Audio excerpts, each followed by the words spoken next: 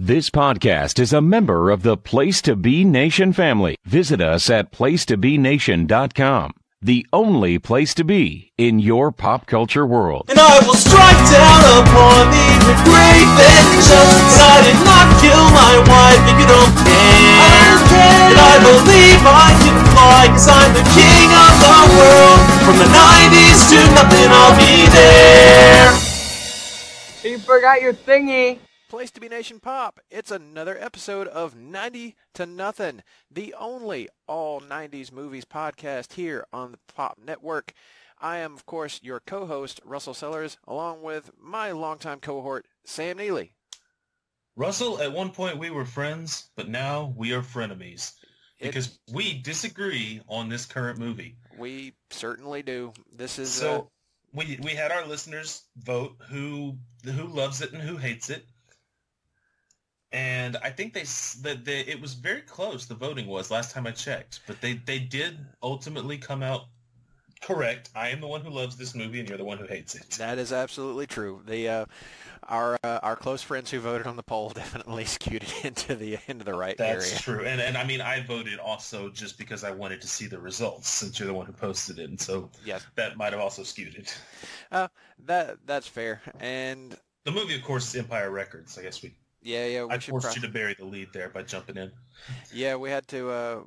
We need to tell people what movie we're watching. It's 1995's Empire Records, described as a coming-of-age comedy drama film that follows a group of record store employees over the course of one. I'm going to say this term loosely. Exceptional day. That's right. And it actually has a kind of a who's who of 90 stars and future like superstars, even some major award winners starring in this movie, including Renee Zellweger and Liv Tyler. It also is the second movie in the 90s in which Anthony LaPaglia and Debbie Mazur play romantic interests with each other. The first being So I Married an Axe Murderer, where Debbie Mazur did feature as LaPaglia's girlfriend in one scene. And, I completely spaced on that one, but you are absolutely correct. And this is also the second movie that we've talked about here that features Ethan Embry pretty heavily. That's true, and I like his performance in this one a lot better, but also because he looks so much younger and he basically is just playing an idiot, it seems to be a better fit for him. I'll give you the idiot part, but my God, he's one of the most annoying elements in this movie to me, among a plethora of them. But I guess we should get into it by telling the folks, some more of the nuanced plot details of the film, like what kicks all of this off. So you are a big fan of this movie, so tell the people what is the plot element that kicks all of this story off. So what kicks the whole story off is Lucas, a pseudo-intellectual, philosophic type guy who is obviously one of those people who thinks he's a lot smarter than he is and talks in such a way that pushes that across, realizes that their independent record store they're working for is about to become a chain called Music Town, which is pretty obviously based on, I think, Virgin Records, based on the way that the font is. Yeah, I would say so. So he's closing the store, and he takes the till for the day, jumps on his little moped, and heads on to Atlantic City, where he rolls 7 and manages to end up with 18,000. And he thinks that if he rolls it one more time, he can save the store. And I think he gets snake eyes. Yep. He loses all the money. Comes back, and their boss, Joe, is none too happy. He is really not. And when you think about, I guess how far Atlantic City is from where their shop is in Delaware, you have to start suspending your disbelief pretty early. Oh, yeah. Because that's a little bit of a drive on a little motorcycle in the middle of the night. And Lucas is definitely the first bit of pretentious nonsense that got on my nerves in this movie. See, and I loved Lucas, and I still do. I no longer want to be like Lucas, when I was in my early 20s, but still like watching him on this movie. I envy people who can enjoy this, but I think this is one of those movies that maybe it depends on when you watched it the first time. It could. Tell me your history. When did you watch this first time? I didn't see this movie until I was 30. Oh, okay. So I saw it when I was 21. Yeah, that. I knew it existed, and I found out, I think in my late 20s, that someone zoomed in on a high-res DVD and determined that the day that it took place was April 8th. And it says Saturday, April 8th. And that's another little bit of trivia for me, at least, because April 8th in the year 1995 was a Saturday, and the reason I remember that is because that's the day my baby brother was born. Oh, okay. So a little bit of personal history there for the Neely brothers. That's right. He's getting married this summer, so that's how old this movie is.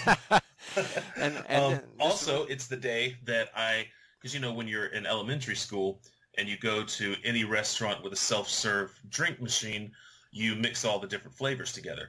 That's the day, because we were on our way to the hospital to get my brother and my mom, and we went to Taco Bell, and I made the perfect suicide at the machine. And I've never been able to duplicate it in the 24 years since then. How about that? Like a little, even more There was reason some for Pepsi and some orange. I remember that much. is soft drinks. Orange just goes with soft drinks. I stand by this, and it goes really great in the new orange vanilla Coke, which I'm a huge fan of. I like it. It's really good with spiced rum. Yes, absolutely. See, we do still agree on some things, but we're just never going to agree on this movie. Probably and not. April 8th is also designated Rex Manning Day. And That's right. Rex Manning is a fictional 80s pop star who factors pretty heavily into the plot of this movie. He'd almost be the kind of MacGuffin, I guess, of the film. Kind of, yeah. Like, I definitely see him as I've always seen him. I've always seen him as like David Cassidy. Like, he's a former sitcom star turned pop star. Yeah, and they feature just one of his songs, like a song written for the movie, very heavily throughout the film. Say no more. Yes, and it's catchy. It's annoying, but it's an 80s pop song. I mean, it's an 80s style pop song released in the mid-90s. So you can kind of see that he's that pop idol whose day has passed, and never really clear on why they're making such a big thing of him at this store, because he does seem kind of washed up, even by the standards of the day. So yeah, I almost get the impression. And now, one thing I do know about the production is some of the cuts to the plot. And I didn't actually. I'm looking on the Wikipedia. They say that there were 3 characters actually removed in the cuts. But I also know one of the other things that they did when they were cutting and re-editing this movie is that it did not originally take place over one day. It originally took place over 2 days. And maybe that would have given them enough space to tell some of the story that they were trying to, because you are not given enough time to actually care really about any of these characters to me. Yeah, if I had to guess, I would say that Mitchell, the character who is the owner of the record store, who's a douchey capitalist, I basically see him as almost like somebody like Stephen Miller. Like, he just seems like he'd be like that, but with hair. He probably said, hey, this guy is going to come to town. He's cheap, but he'll bring in money. Because the only person he sucks up to in the entire movie is Rex Manning.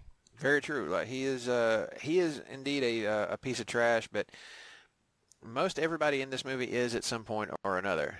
Oh, yeah. And that's another thing that I have trouble with in this movie, is like finding anybody to really latch on to. And you would think that even someone who's, I guess he's trying to be lovably dumb, like Mark, of course played by Ethan Embry. He's the stoner kid who works in the record store. I don't know, man. I just could not stand him. I was like, the more he talks, the more I despise him. And I tell you who I like and he does not have enough in this, is Eddie.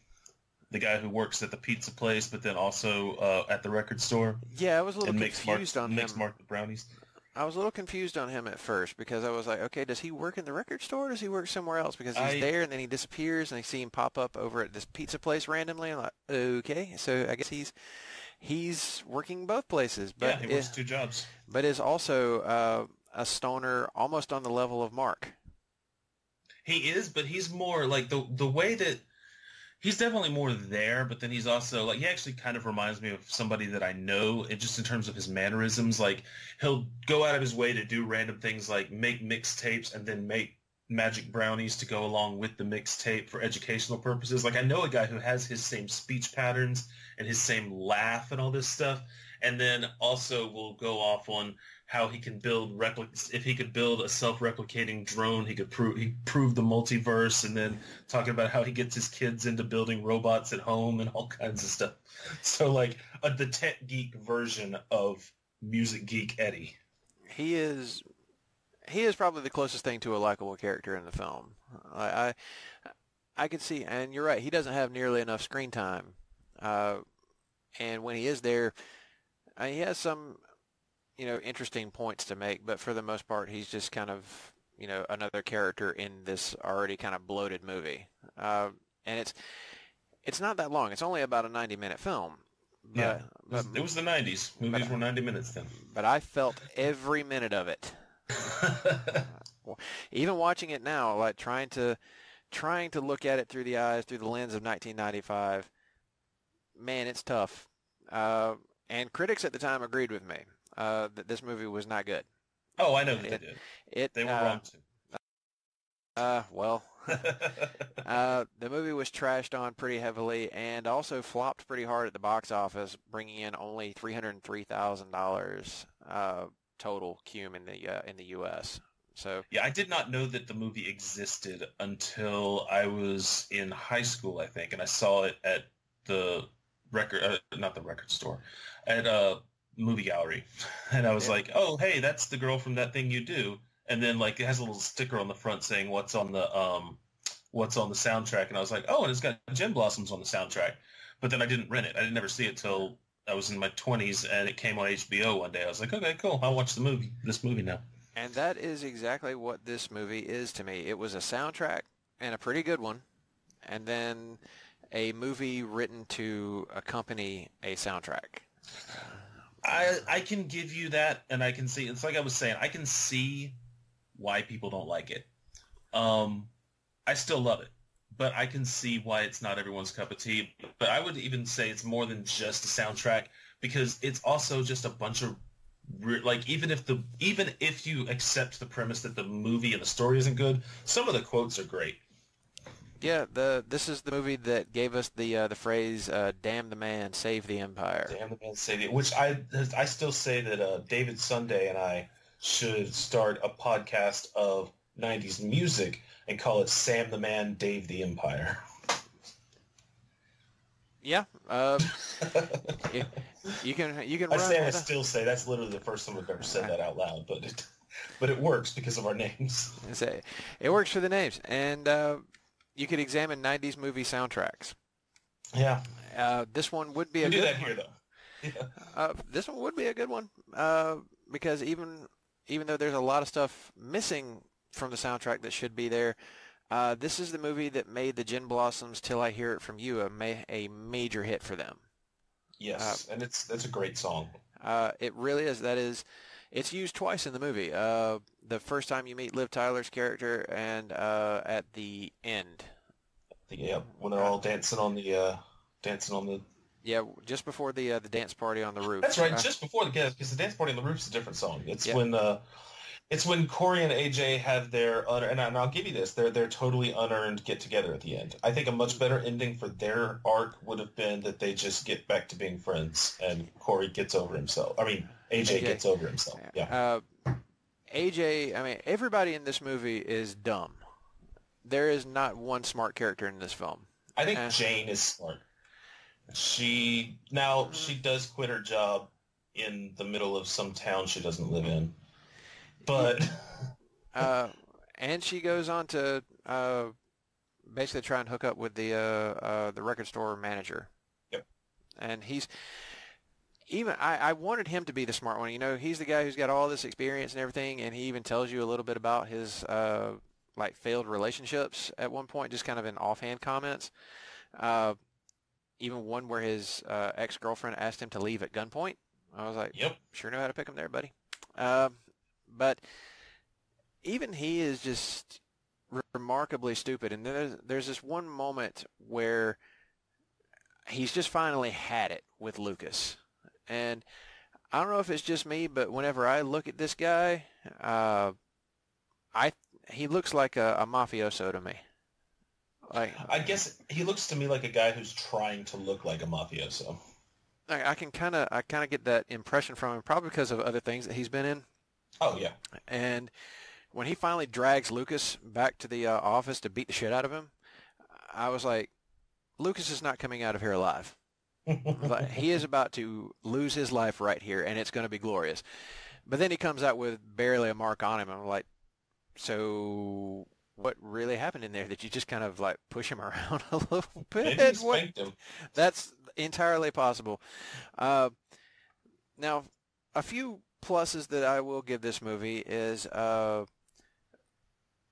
peak Renee Zellweger. This is the only time I think that she was probably really attractive. She also gets one of the best lines when Deborah, played by Robin Tooney, comes back in with her head shaved. Then Renee Zellweger says, "Well, Sinead O'Rebellion, shock me with that deviant behavior."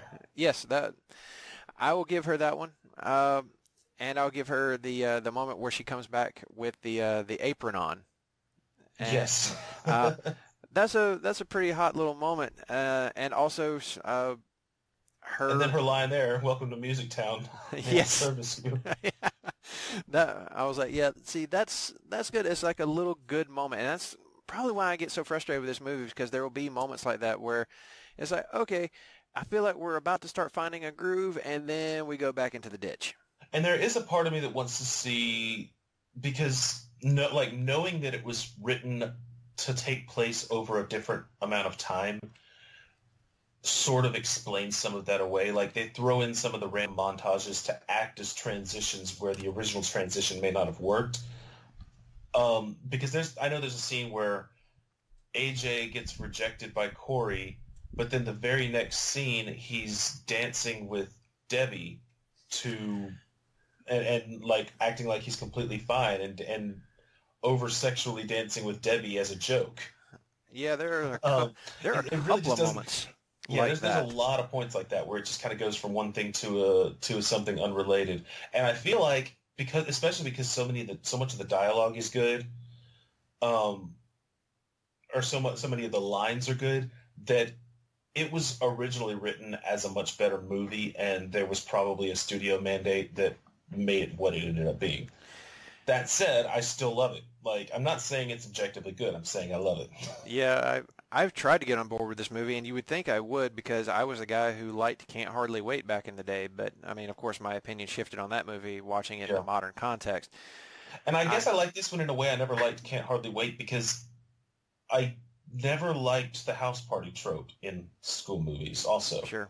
Like, this is really, I guess, objectively about the same in terms of quality. I still would say this has better dialogue and whatnot than Can't Hardly Wait did. But about the same. This, a bunch of people in a record store, a bunch of basically losers in a record store is just more, it seems like more the atmosphere I'd want to be in. The concept. And it's definitely an atmosphere more fun to watch. The concept is great. The idea of a day in the life of record store employees back when that was actually a thing. Because we've seen on that note, yesterday, as of this recording, was National Record Store Day, so I hope everybody went out to their local record stores and got some good deals. I did not, but I did last year. Got James Taylor's Greatest Hits last year. Well, see, that is a good thing to note, and that's apropos of our recording time. That's right. Record Store Day was just recently, and it's.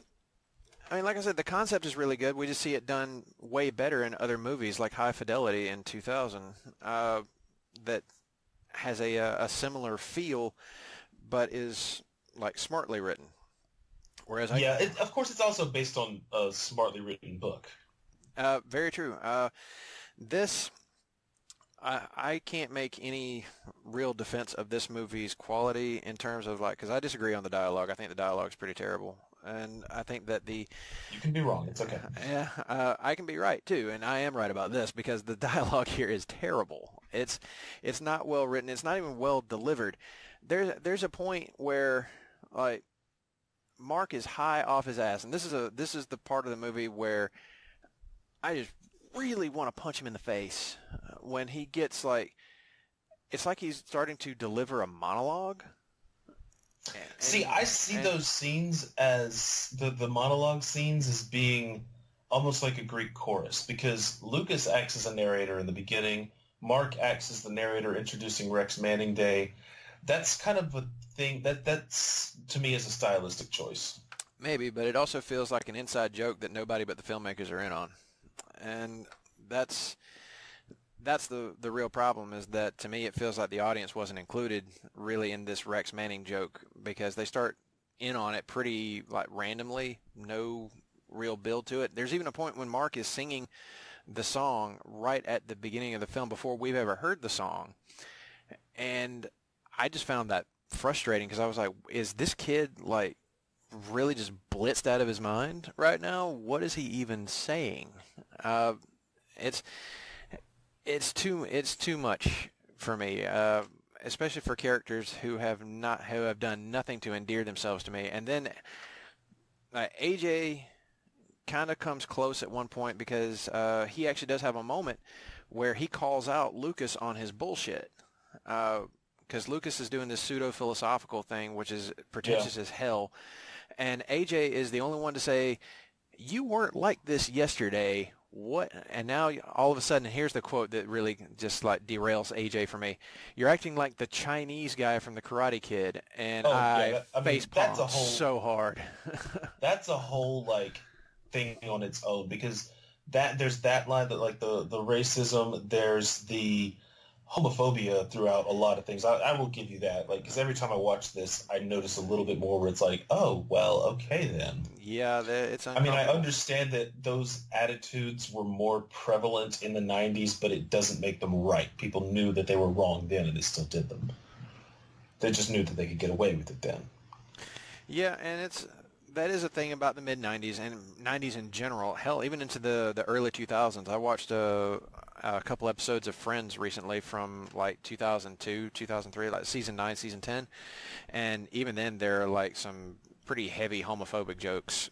Oh, I mean, being played in there. If you watch Friends, really just about, there's homophobic humor all throughout that show. Like every reference. Very much so. For a so. show that pretended it was so progressive, really was not. Yeah, it has a lot of drawbacks. It may have been progressive in some areas, but there's one that it really wasn't. Yeah. And, I mean, that's just going to be a thing, I think, whenever we talk about 90s comedies, is that's going to be a source of a lot of the jokes, unfortunately. And this movie is no exception to that. This movie does... one other thing that I think is really off, even by 90s standards, and that's its handling of the subject of suicide.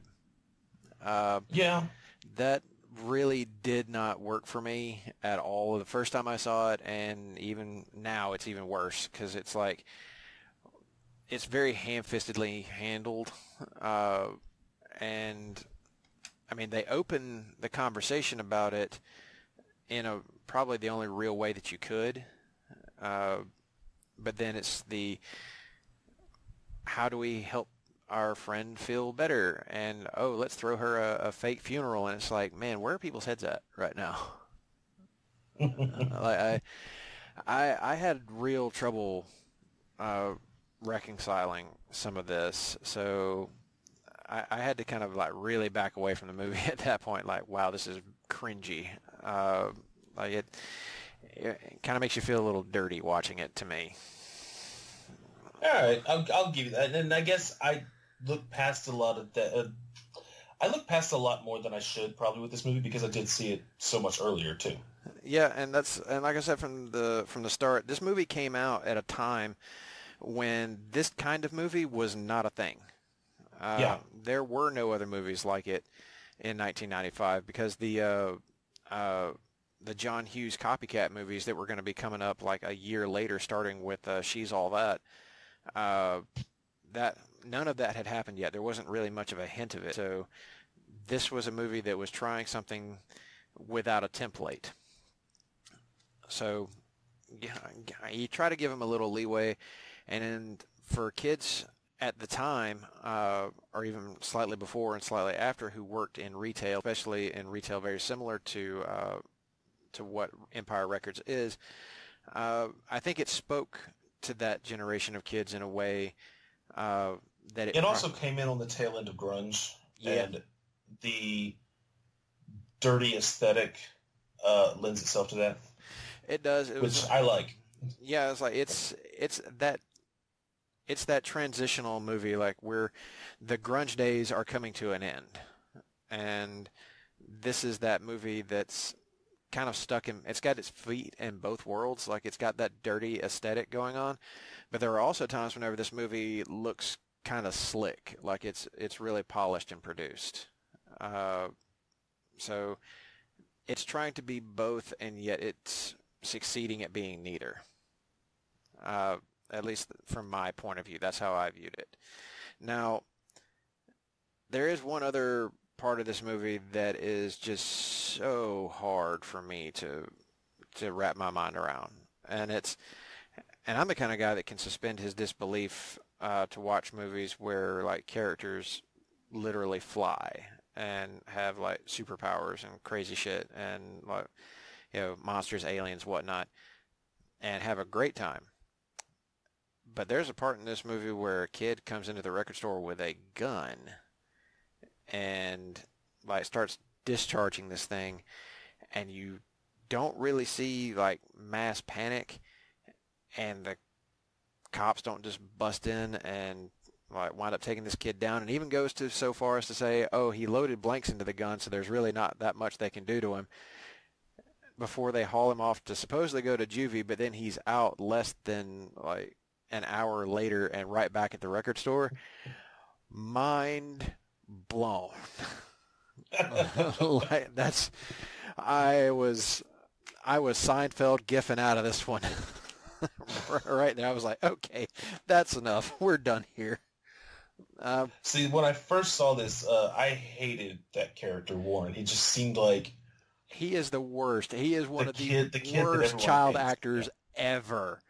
My God. Well, the thing is, I wouldn't say that he's even necessarily a bad actor. Like, I know people just like him. Like, especially when I was that age, I knew people just like him. And I hated those people too.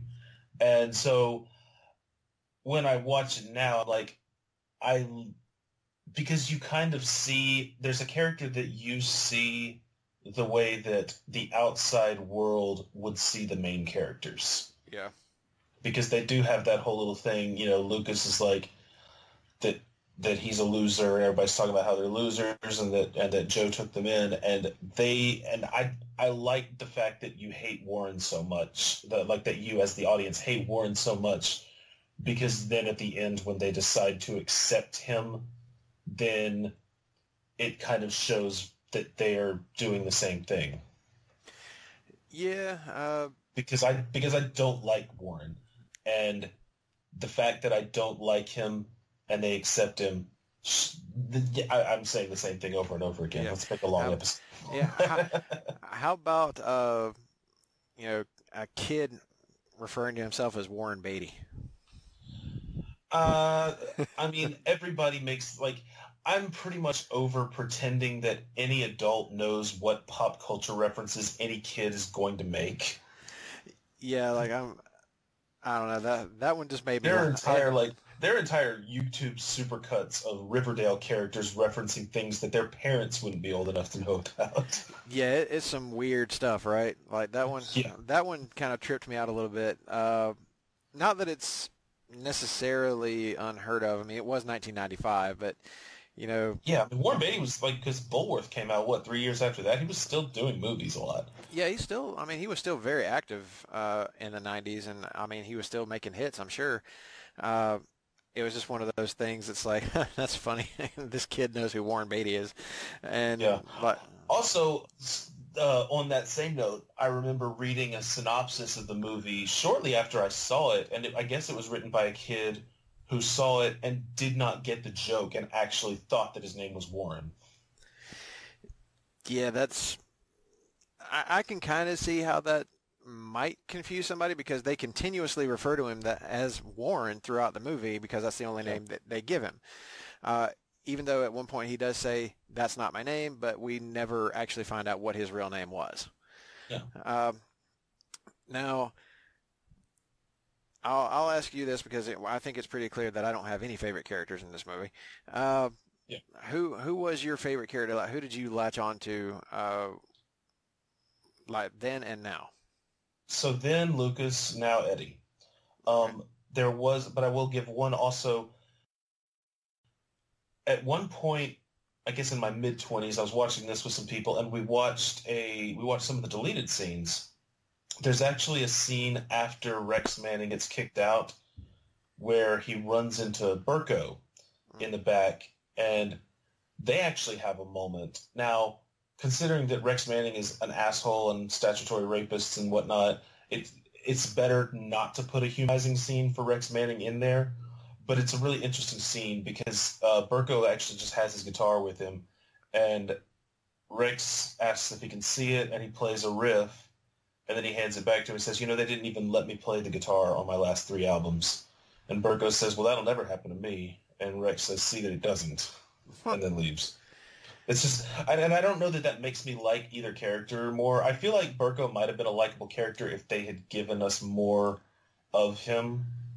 Like if we had seen more of who he was.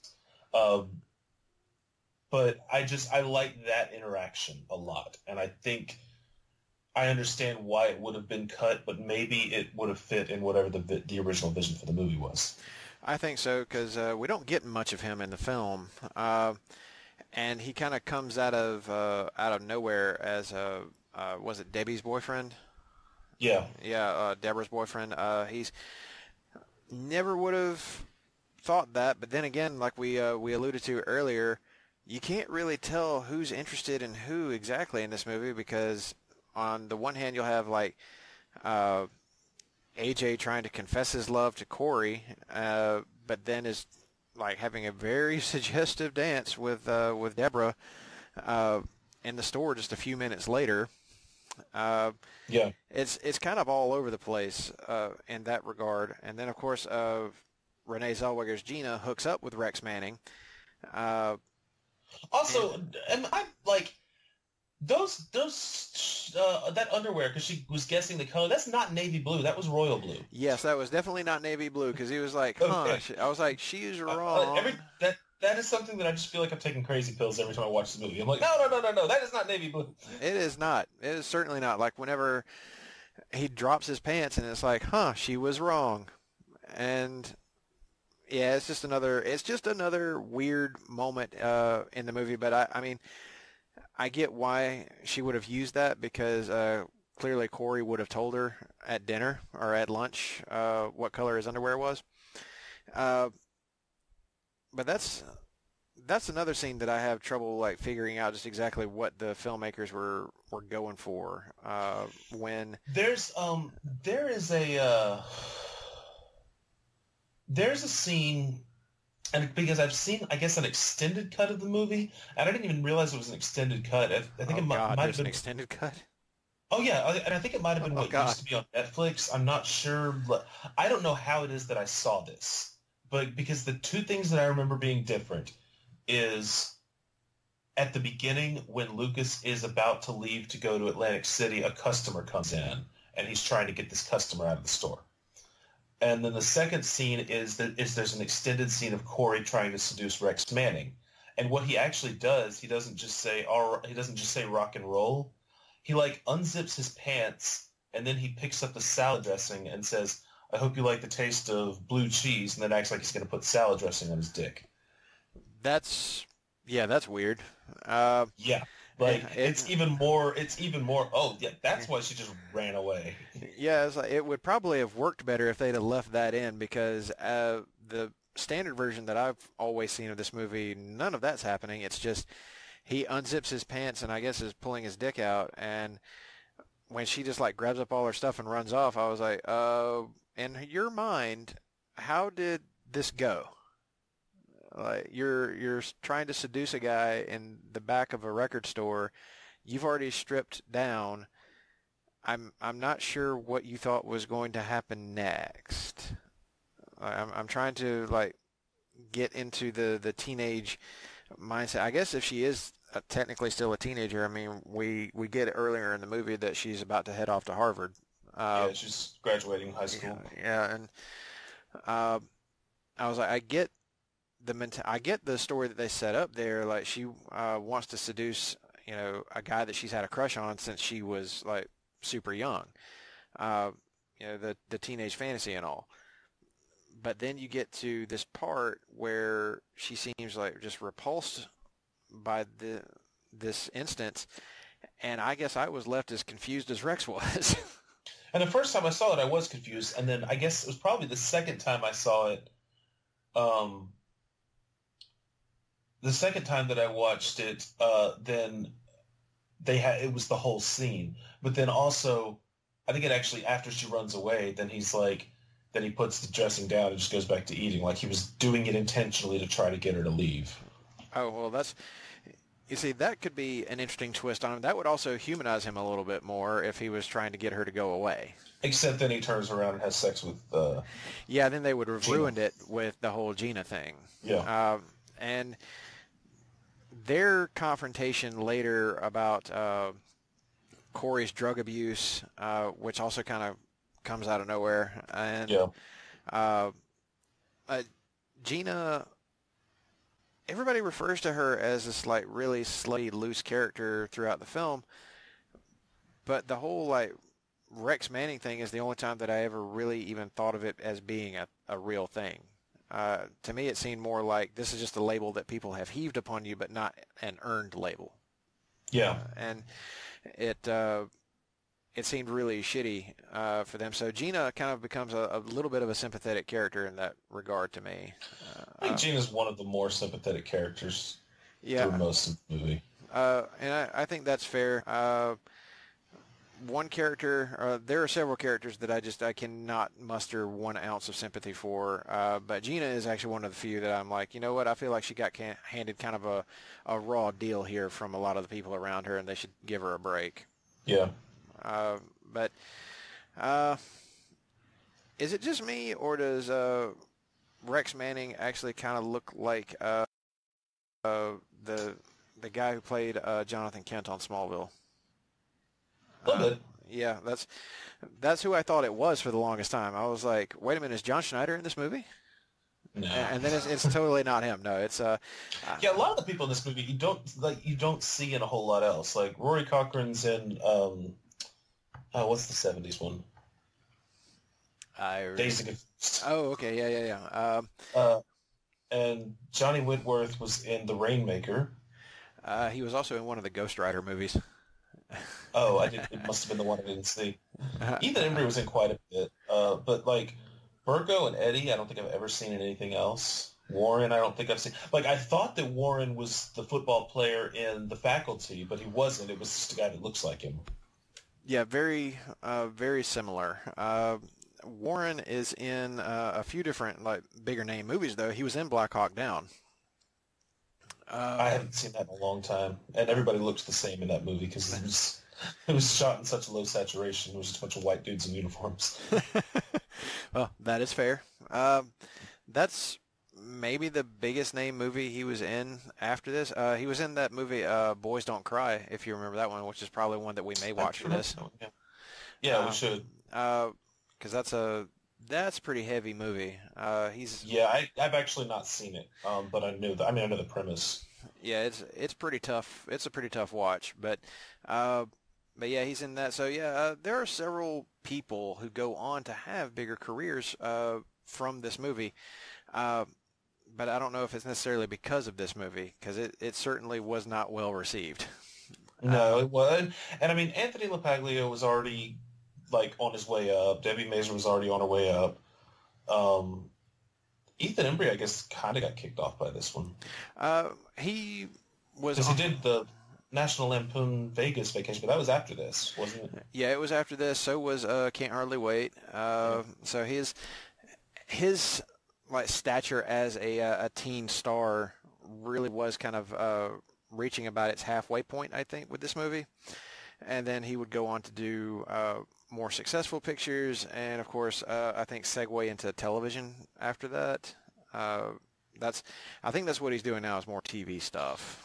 I saw him on when I used to watch ABC's Once Upon a Time. He was in a season of that. Oh, yeah, I forgot about that. It does not look the same anymore. No, not at all. He looks very different. Very different. Like you kind of see the eyes.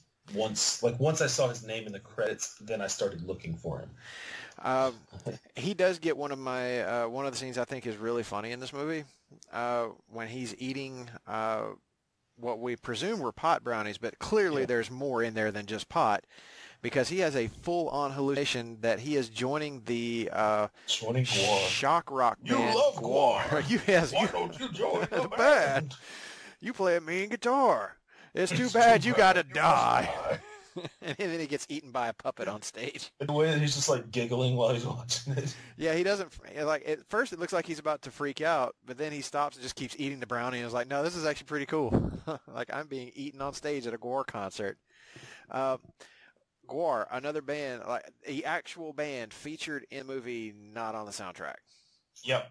Oh yeah. Well, I mean, I was about to say we're about to have a whole conversation about songs that didn't make it to the soundtrack that are awesome, right? Yes.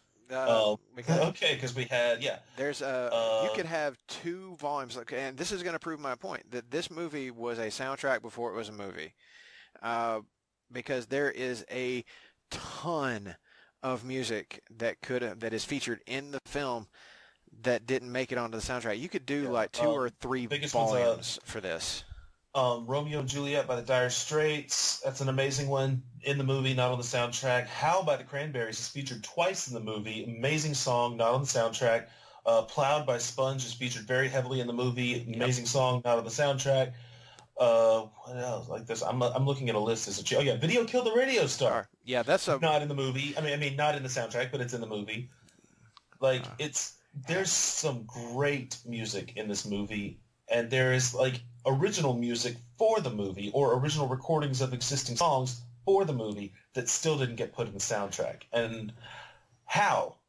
God damn it, how? Yeah, that one just like blows my mind that that it would have been left out. Even the songs that the number one though that should have been in there is the movie the song that was made for the movie. Say no more, more. Yeah, the Rex Manning song, the whole thing that like gets played over and over throughout the movie is nowhere to be found on the soundtrack in any version by anyone. I mean, they even feature, at least you get a version of Sugar High in the on the soundtrack, but it doesn't have doesn't feature Renee Zellweger. No, only the version in the movie features Renee Zellweger. So those would be the major ones. And it's also kind of interesting that If You Want Blood, You've Got It by AC/DC is not featured, because that actually gets a pretty prominent scene in the film when who is it that goes back to play his drums? Joe. He goes back to play his drum set to work out some frustrations in the day, and that's the song he's playing drums to while like Lucas, AJ, and Warren all do their own little like lip sync performances of it. Yeah. And that's kind of a nice scene in the movie to me. I like little stuff like that, but again, not featured on the soundtrack. But as we alluded to before, or as we said before, Till I Hear It From You by the Gin Blossoms was featured on the soundtrack. Major hit for them. And there are a few other songs on that soundtrack that I like. I think that the Cranberry song that did make it on there is pretty good. Yeah. And I just really love the one that didn't make it on there. Oh, I agree with you. I think that's a better song. Yeah. And I like Circle of Friends from Better Than Ezra. I think that's a pretty good tune. But yeah, overall... Yeah, Crazy Life by Toad the Wet Sprocket's good. Yeah. I always forget it's in the movie until it shows up. Yeah. And then I'm like, oh yeah, it's in there. there's so much driven in the plot, or the whole movie really does feel like it's driven by the music that's played in it, and it's a good cross section of what people were listening to right around 1995. Yeah. Or where they were kind of headed, I guess. So in that way, maybe the Kind movie of that sort of alternative time. Yeah, it was like alternative rock music was still a thing. Like you could hear little bits of like maybe where the metal scene might be headed a little bit later down the road. But it was definitely the movie that was starting to steer away from like the grunge sound, not like movies like Reality Bites or Singles, that were very, very heavily influenced by grunge culture. This movie was kind of the antithesis of that. It wanted to move away from it. Yeah. Unfortunately, still not a very good movie because I don't feel like we get any time with these characters. I say still a very good movie because it looks like it's fun to watch, and it looks like something that I want to hang out. Like it looks like something I want to hang out in and be a part of. Yeah, like hanging out there might be fun, but man, just a weird bunch of stuff happens in this movie that makes no sense, and that's really the movie's biggest drawback is that whenever you are watching this expecting a coherent narrative, it doesn't really have one. It's just nonsense. And by the end, with them having a dance party on the roof after miraculously raising enough money to save the record store, of course they did. By that point, I feel like the movie has either beaten you into submission or you've stopped watching it.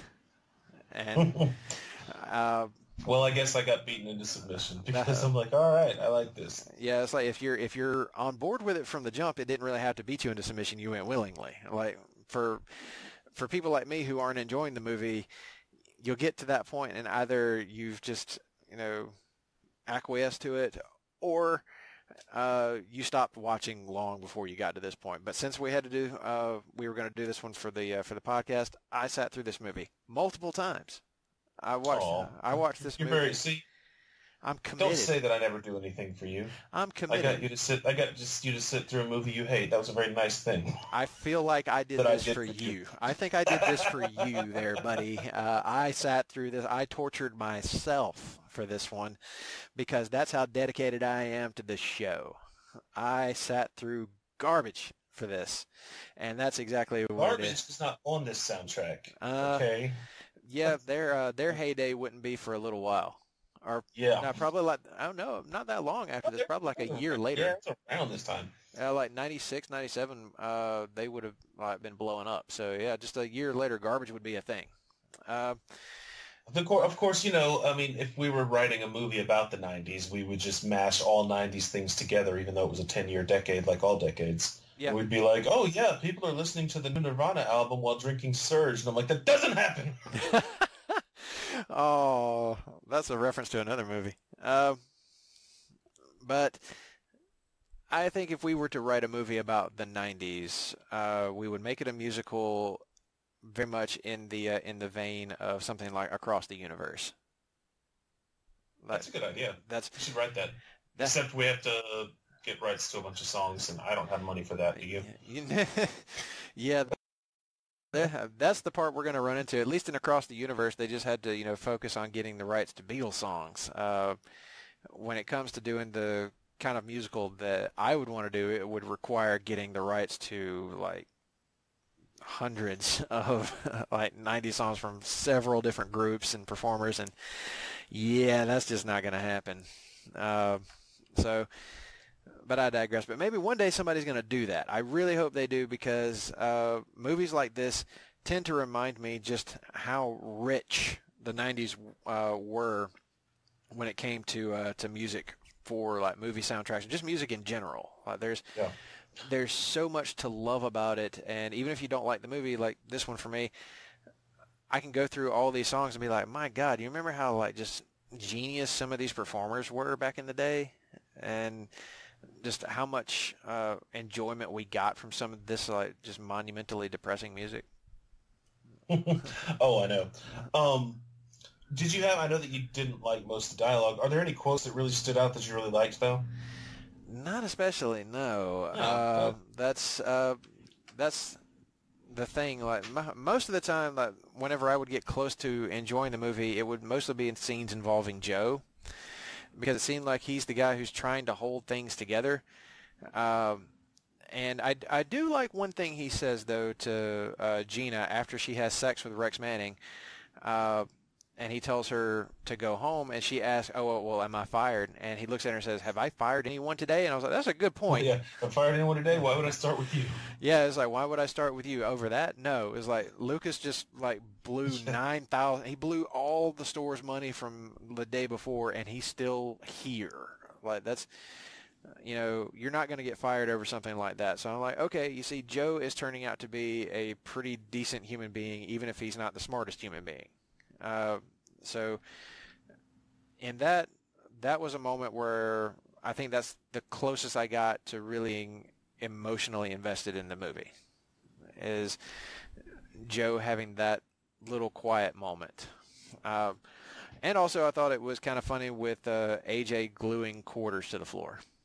So when I was in high school, somebody glued a quarter to the floor of the break room of our little non-traditional school building, and somebody else, nobody could get it up, so then somebody else actually cut it up with a knife, and then they restricted anyone from being in the break room.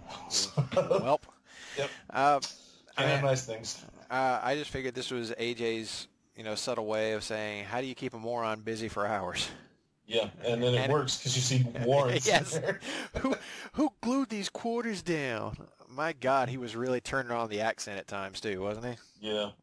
Like to a fake degree. Like I was like, come on, man, your accent's not that thick. Not really. You're a liar.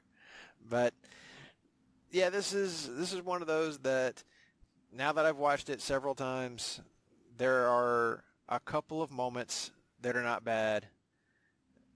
Even like maybe one or two good ones, but they are surrounded by a poorly written and poorly realized film that actually has a pretty good concept at its heart. I get what the movie's trying to be at its heart, and maybe that's why it hit with the people that it really hits with, is because it's like, okay, we can get at your heart because you can see the concept, even if we're not fully executing that concept at all.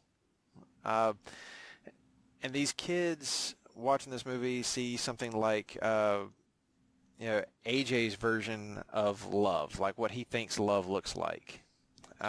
But who in their early 20s doesn't think love looks like that? Well, no, like that's the thing. Like that's who it's going to appeal to you there. That's why I'm saying that if you watch this movie as a kid, if you watch this movie when you're teens or even in your early 20s, it'll certainly hit with you, because that's probably the definition of love that you've been working from for a long time. But if you're like me and you don't see this movie until you're in your 30s, it's going to come across like bullshit.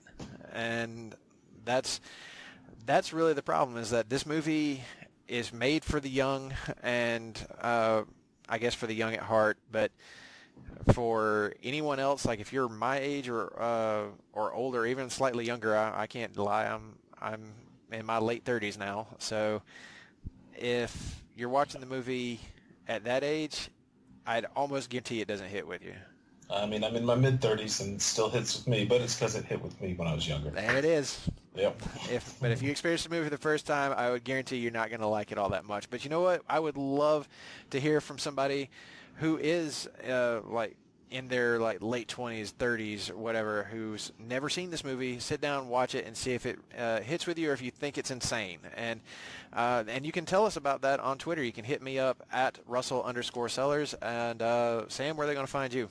I am at Mr. Woodles on the tweets and the gram. I'm not on Snapchat because I don't get it.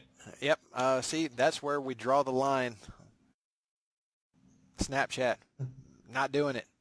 I don't care. My wife signed up. I think I probably said this in our last episode. My wife signed up, and she was like, I can't figure out exactly what the point of this thing even is. I was like, yeah, I don't know. I'm not going to try then. It was described to me at one time as a platform for kids to send naked pictures to each other. That's disturbing. Yeah, Kids shouldn't be naked. They should be born fully clothed, I've decided. yeah. That was like, okay, so why does this exist? How does this still exist? And it seems. Oh, but I think the new one though is TikTok. That's the one where you lip sync to a song. Eh? That's an app. I see ads for it before the dumb little games that I play. Yeah. Okay. Because I play dumb games on my phone sometimes while I'm watching TV because I need multiple stimulants going on in my brain at once. So there's ads for little thing. Yeah, it's because apparently that's the same thing though. It turned into a bunch of predators got on there. So that's the problem with all these apps. They all get hijacked by terrible people. And that's exactly what's happened to Snapchat, Twitter, Facebook, all of it. I mean, social media has just become a den of vipers that we should all probably just run from. But hey, while you're at it, find us on Twitter. Find us on Twitter. We joke on Twitter. I mostly make political humor, when I say humor, I just retweet people that are smarter than me on politics, and I make really dumb jokes, and I talk with my friends Russell and other Place to Be Nation compatriots. Well, you see, that's what we do. That's what Twitter's good for. At least Instagram I rarely post, but it's mostly food or pictures of my dog and cats. And they are adorable, by the way. So I know they are. My dog is right with me. See, Eddie is adorable. He should get more. He should get all the likes. Everybody should just go find pictures of Eddie. Yeah, everybody go find pictures of Eddie. Go to my Instagram at Mr. Woodles. Click through, find pictures of my dog, like them. And surprisingly delicious-looking gluten-free food. Yes. That is a thing that also happens. And you know what? I've eaten dinner with you and Reedy on many occasions, and it usually is pretty good. I mean, let's be real. I'm a damn good cook. That's true. It's there. I'm not going to dispute it. It's good. It's real good. Which reminds me, I'm due for a trip to Atlanta soon, I think. Yeah, I think so. And with that, it's not just us on the old Place to Be Nation. There are a lot of people out here making shows, doing good things, doing their thing. And this past week, it was another busy week for the old pop feed because we had Steve and Kelly back on a new episode of Songs with Friends. They welcomed Jason Sherman on to talk some Bush, which Bush is, clearly the band. But yes. I'm sure that maybe there was some old W and HW talk in there too, maybe. I don't know. Maybe they're talking about the shrubberies too. Who knows? Greg and Nick came back with there are a couple of episodes of Hard Traveling Fanboys you need to check out right now because they're in the middle of Shazam month, taking a look at the popular Charlton Comics and DC Comics character who just had his movie come out. In fact, their most recent episode was a full-length review of Shazam. It's a spoiler-free review, isn't it? Yes, it is. It is spoiler-free. I've still not made it down to see that one. You definitely need to. It was ringing endorsements all the way around there, but they go deep on some of the influences that clearly help to steer the movie. We also have Andrew and Adam are back breaking down where the non-NBA playoff teams are headed in the newest NBA team podcast. And of course, I'm on a different podcast from this one as well on the old Marvel Age. I joined the rest of the Sarcastic Four, Tim Capel, Todd Weber, and Nick Duke, as we took a look at the first half of 1970. We got the second half of that coming really soon, as well as a look at a little more in-depth look at 1970 Part 1 as I joined Ben Morse for Marvel Age Masterclass.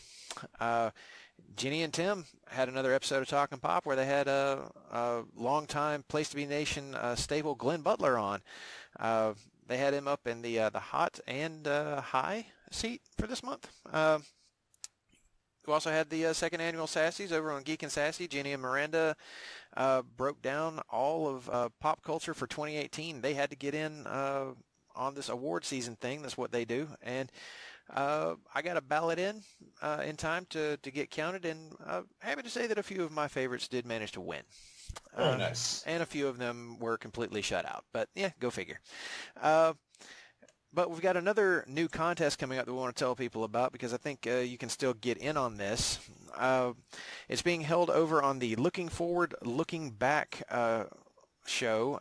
They're going to be doing a summer movie wager based on how well you think you can predict how this summer's movie releases will do at the domestic box office.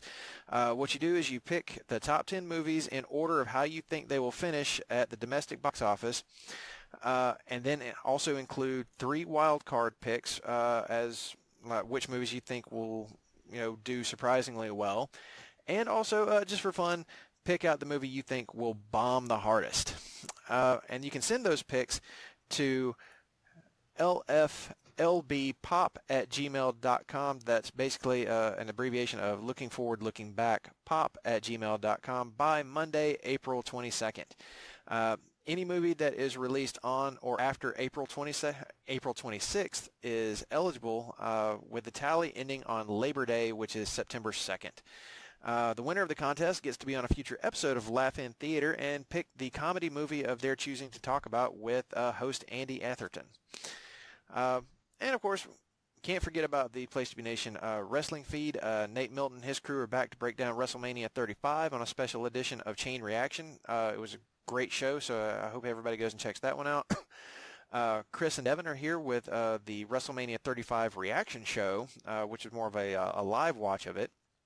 JT and Chad are back with a new Wrestling Warzone. They're finishing off 1995 with a discussion about Starrcade, and we continue to dip into the Where the Big Boys Play Vault as Chad and Parv take a look at Starrcade 1987.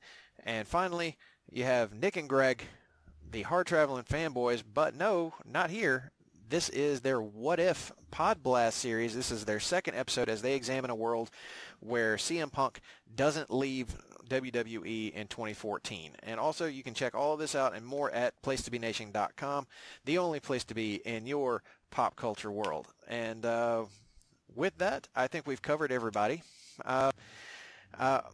And I want to give special shouts to another show that just made its triumphant return on the pop feed that I completely forgot to mention before, and that is Conversation Comics with host Todd Weber, joined by Tim Capel. They're taking a look at the Dark Phoenix saga from X-Men, which is a tremendous time that I can't wait to double dip on when we get to it in the Marvel Age podcast. But go listen to them as they're continuing to break down that wonderful Chris Claremont X-Men run. And beyond that, I think that's it for all the other shows we wanted to talk about. But it's time to talk about what we're going to do next time, Sam. Well, you know what they say about May the 4th. It should be with you. It should be with you, or something like that. Actually, May the 4th was my first date with my wife. Really? Y'all went out, your first date with your wife was on Star Wars Day? Yes. My God, and I never knew this? I guess you did. I thought that you did. I did not know this. I did not know this. That is a hell of a thing. Because we dated a few years ago and then lost touch and then got back together and then reconnected and started dating. The first time, from way back, because because everybody, we were all or you weren't there. That's right. Yeah, we were in Columbus for Iron Man 3. Yeah. But I didn't see Iron Man 3. I drove to Atlanta to go to take this girl out on a date instead, and then later I married her. Well, by God, and we didn't have a Star Wars themed wedding. This is going to be the second time that there's not been a Star Wars themed wedding, and yet it's would have been appropriate because for a couple of friends of mine that I'm going to give a shout out who've never been mentioned on the shows before, my friends Rachel and Dan are going to be getting married on Star Wars Day on 4th this year.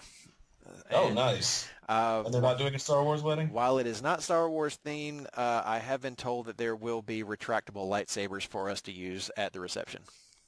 Nice. Anyway, speaking of Star Wars, the Venn diagram of Star Wars movies and movies released in the 90s narrows it down to one.